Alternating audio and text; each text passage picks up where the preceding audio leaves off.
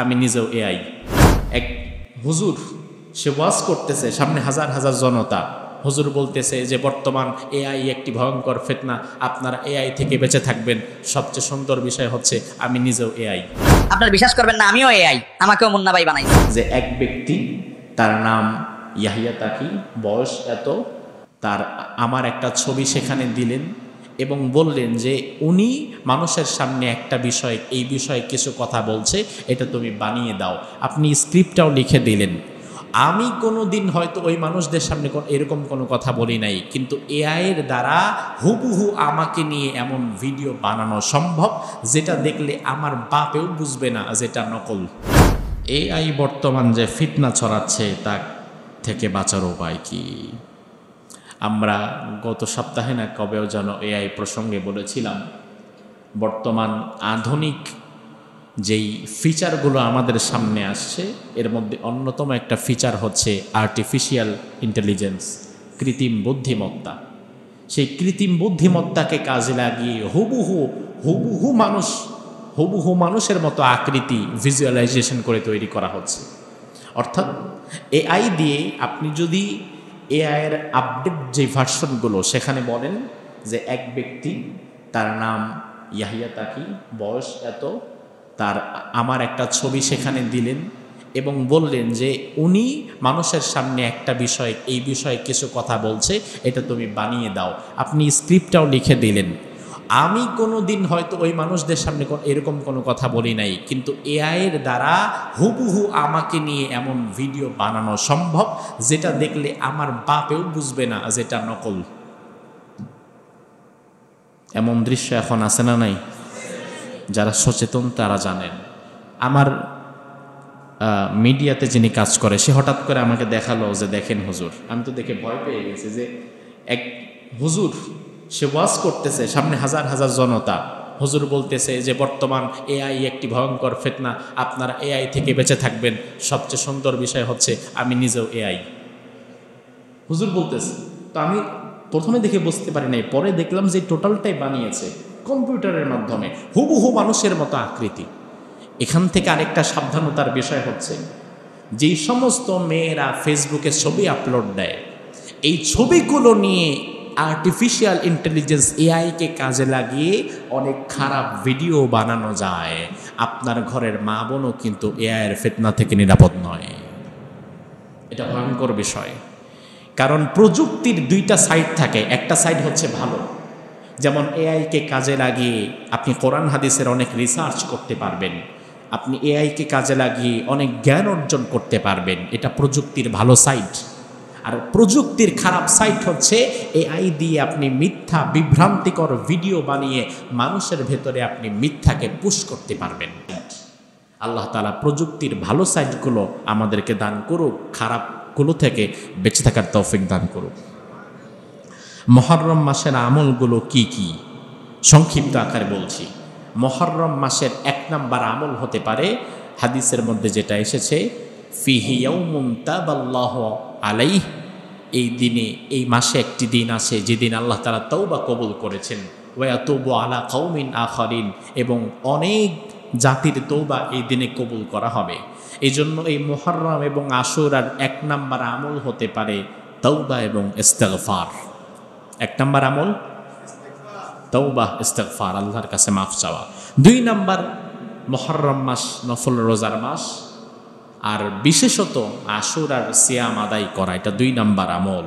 3 number হচ্ছে এই মুহররম মাসে হারাম পরিহার করতে হবে। কারণ মুহররম কার মাস? এই মাসকে 1500 বছর আগের ইয়াহুদি, খ্রিস্টান, জাহিলি যুগের মুশরিকরা সম্মান দিয়ে এই মাসে তারা যুদ্ধ করত না, হারাম কাজ করত না। আর সেখানে যদি আমরা এই মাসের মর্যাদা না রাখি তাহলে আল্লাহর কাছে আমরা কি জবাব দিব?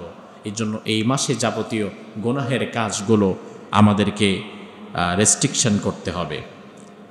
সর্বশেষ, আলেমদের ঐক্য সম্পর্কে কিছু বলুন। আলেমদের ঐক্য এ জাতির জন্য প্রয়োজন নাকি অপ্রয়োজন? বেশি না কম? কারণ আলেমরা যদি নিজেরাই দ্বিধা বিভক্তির মধ্যে থাকে, সাধারণ মানুষ হুঁশ পাবে? ধরেন আপনি ডাক্তার দেখাইছেন, আপনার পেটে ব্যথা, ডাক্তার সুপারে দেখিয়েছেন, এনামে দেখিয়েছেন, আরও আশেপাশে যত ডাক্তার আছে দেখিয়েছেন। 10 জন ডাক্তার যদি 10 রকমের কথা বলে, রোগী তো এমনি মরে যাবে, রোগী তো এমনি মরে যাবে। যে সর্বনাশ, কি বলতেছে, আমি কার কাছে যাচ্ছি? এক একজন তো এক এক রকম কথা বলে।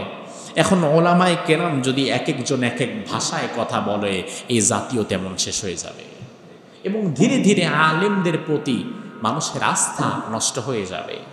এই জন্য আলেমদেরকে একই সুরে কথা বলা উচিত। বাংলাদেশে যত ইসলামী দল আছে, বাংলাদেশের সকল ইসলামী দলগুলো যদি ঐক্যবদ্ধভাবে একটি প্ল্যাটফর্মে আসতে পারে, তাহলে আগামীর সংসদে কোরআন ঢুকবে, এই আশা আমরা করতে পারি না ইনশাআল্লাহ। আলেমদের ঐক্যর মধ্যে আপনারা যারা সাধারণ মানুষ, আপনাদেরও কিন্তু একটু ভূমিকা থাকে।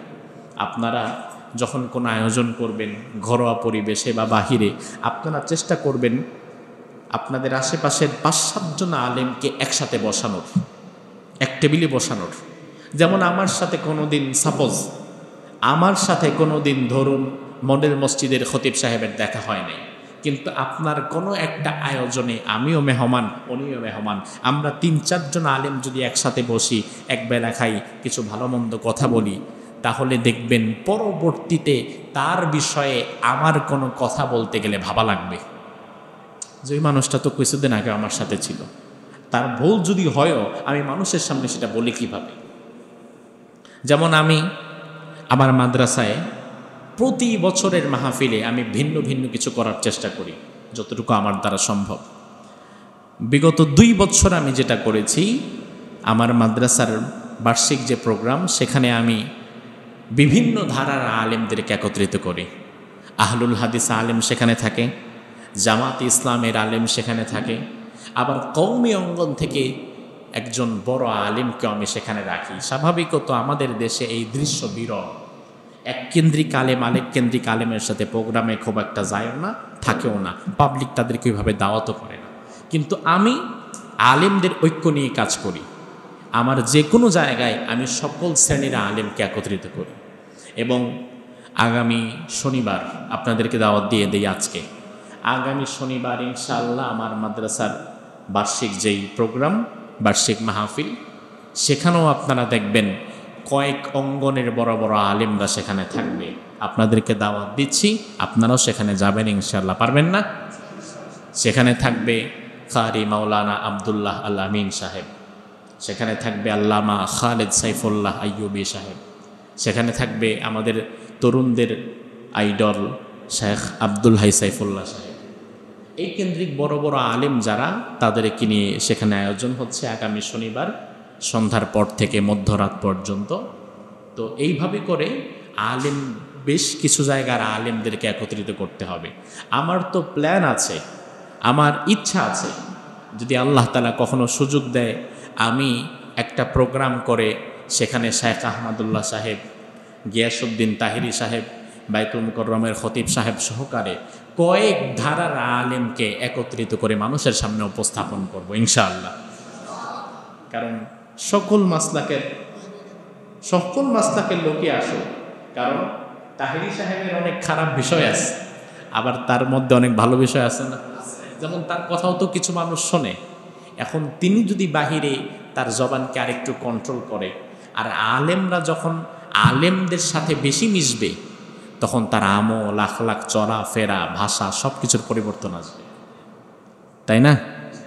আল্লাহ সুবহানাহু ওয়া তাআলা আমাদের গিয়াসউদ্দিন তাহিরি ভাইকেও ইসলামের কল্যাণে যেন উনি কাজ করতে পারে, আল্লাহ তৌফিক দান করুক, বলে আমিন।